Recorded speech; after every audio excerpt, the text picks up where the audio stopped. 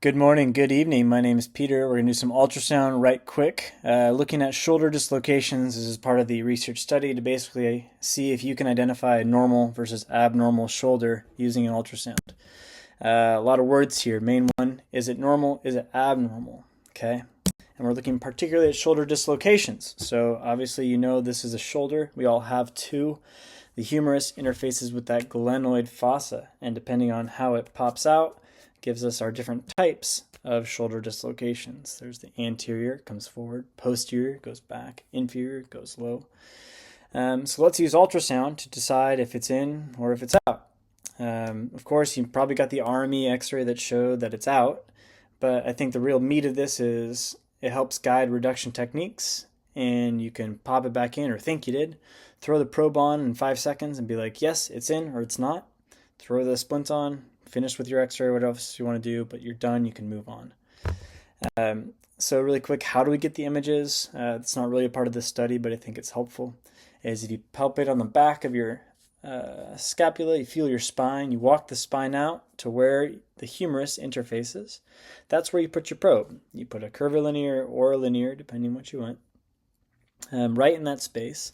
And what do we end up with? We end up with, as I've walked out, I'm now just beneath the humerus and the glenoid fossa. So here's the glenoid fossa. There's a little bit of a divot that's typical of that glenoid, interfacing with this rounded structure, which is the humeral head. Now we're posterior, so this is the infraspinatus tendon. So let's keep moving. Here's a normal shoulder on ultrasound. Same thing. This is all the infraspinatus up here. There's that divot, so that's our our glenoid.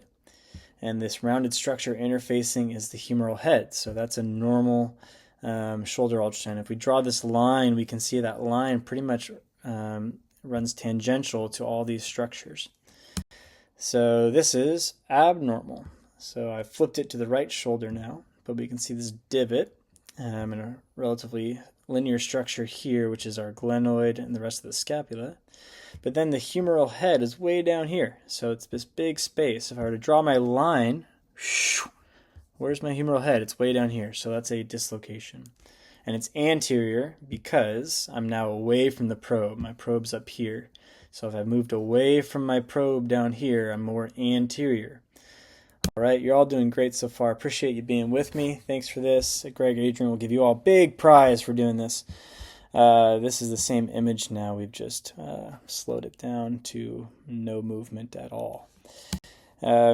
This is the actual shoulder reduction or shoulder dislocation, depending on what kind of doctor this is. But we see it's dislocated, back in location. There's our glenoid with the divot, rounded humeral head. It's out of place, but now I put that line right there, and great. That line looks great.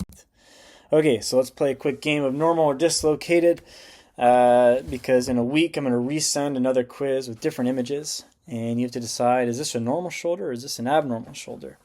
And I think you're going to do swimmingly. No thanks to me. So let's move on.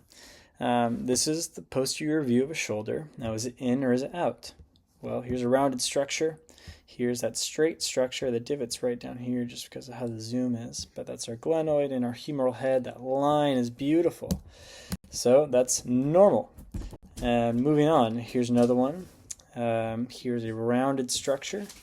There's that linear other structure interfacing. So that's our glenoid over here with the humeral head. We draw a line. Looks nice. That's a normal shoulder. How about here? I've even labeled them for you. Thank you. There's a little bit of a divot. So yeah, this is our glenoid.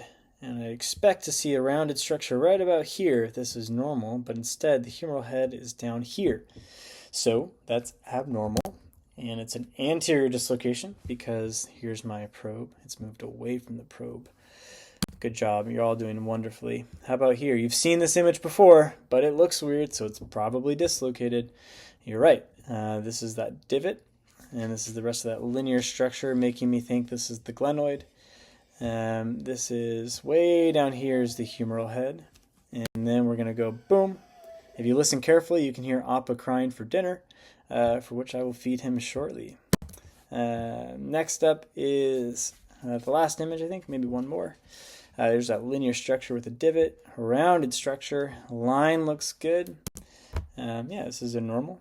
And, oh, sorry, this was the last one.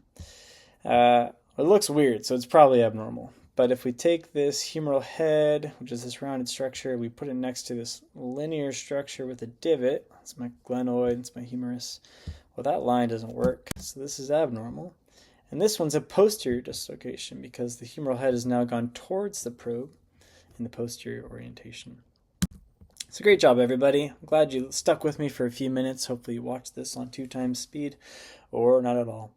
Until next time, have fun. Okay, bye. Bye. Okay, bye.